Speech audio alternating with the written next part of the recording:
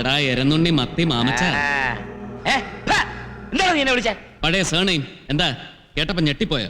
കിഴക്കൻ മലയോരം മുഴുവൻ വിറപ്പിക്കുന്ന മലങ്കര രാജാവ്.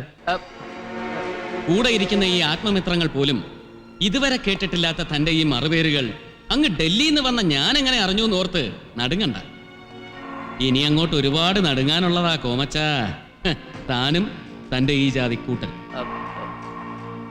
പണ്ട് പൂഞ്ഞാർ കവലയിലൂടെ തേരാപ്പാര ഇരന്നു നടന്നിരുന്ന കാലത്ത് ആരോ വിളിച്ചു ചാർത്തി തന്ന ഇമാതിരി ഉളുമ്പ് നാറുന്ന ചെല്ലപ്പേരുകൾ അടക്കം ഹൈറേഞ്ചിന്റെ തുഞ്ചത്ത് താൻ മുളപ്പിച്ചെടുത്ത ഏലക്കാത്തോട്ടത്തിന്റെ അടിവേരുകൾ വരെ ചെകഞ്ഞു നോക്കിയിട്ട് തന്നെയാ താൻ കിരീടം വെക്കാതെ വാടുന്ന സെൻട്രൽ റേഞ്ചിന്റെ DIG കസേരയിലോട്ട് മലർന്നിരിക്കാൻ പണിക്കരങ്ങ് ഡൽഹിയിൽ നിങ്ങോട്ട് പുറപ്പെട്ടു വന്നത്.